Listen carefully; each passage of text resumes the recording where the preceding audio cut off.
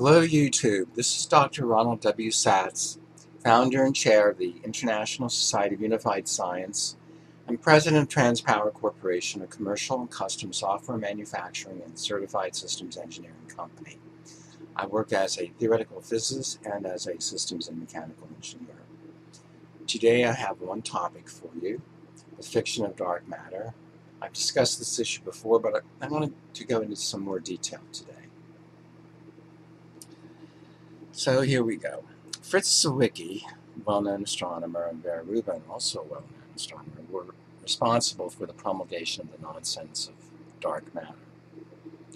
So let's take a look at Fritz Zwicky first. He was a cantankerous guy. But anyway, this astrophysicist was observing the Coma galaxy cluster and estimated the amount of mass it would have to have if the galaxies contained in it were to be gravitationally bound. He determined that the mass would have to be 400 times as much as he could observe. He then concluded falsely that this matter must be, quote, dark. Dewey Larson explains the situation on page 28 of The Universe of Motion. The largest units in which gravitation is effective toward consolidation of its components are the groups of galaxies. Each such group is formed jointly with a number of adjoining groups. These groups begin separating immediately, but until the outward movement produces a clear-cut separation, their identity as distinct individuals is not apparent to observation. Here then is the explanation of the large, quote, clusters and, quote, superclusters of galaxies. These are not structural units in the same sense as stars or galaxies, or the groups of galaxies that we have been discussing. Each consists of a number of independent groups, formed simultaneously in the same general region of space, and separating so slowly that the processes of galaxy formation and growth are well underway before the units have moved far enough apart to be recognized as separate entities. End quote.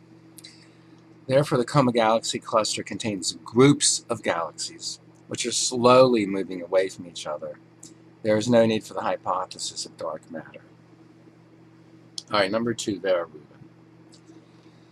This astronomer used the rotation curve of the Milky Way to conclude that mass was missing because Kepler's equations did not work for the supposed, quote, orbits of the stars around the center of the Milky Way. But this is a misapplication of Kepler's equations.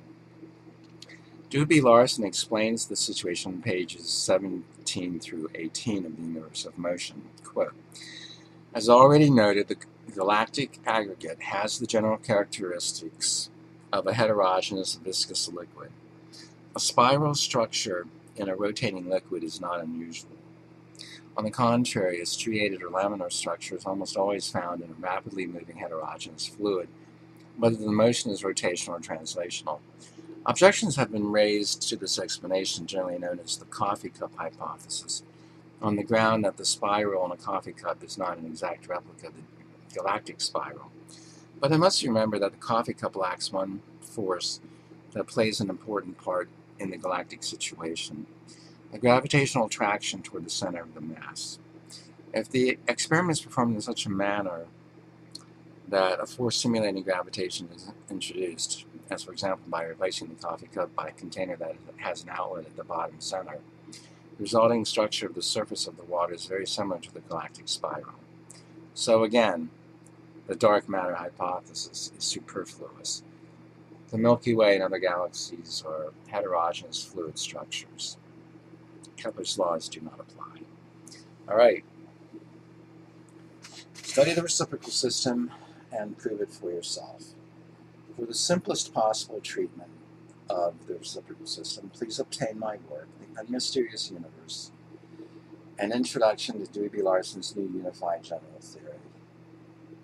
All the concepts are in there, many diagrams, very easy to understand. Now, if you do want all the math, then please obtain my magnum opus, Existence and Interactions, a computational treatise of the reciprocal system, the true theory of everything.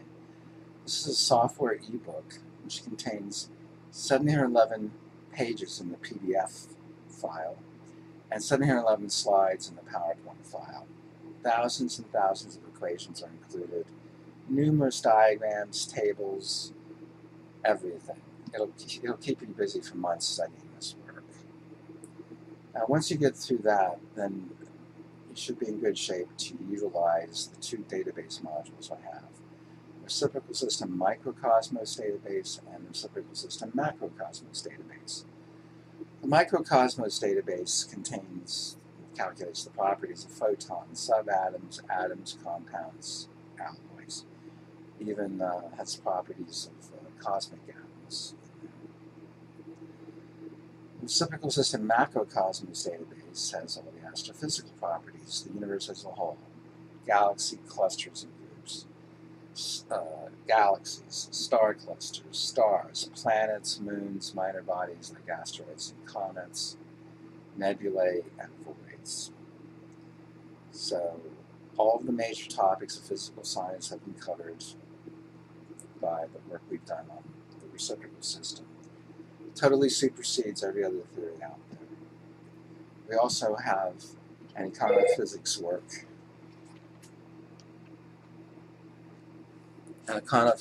called Optimal Economist, an implementation of Larsonian economic physics.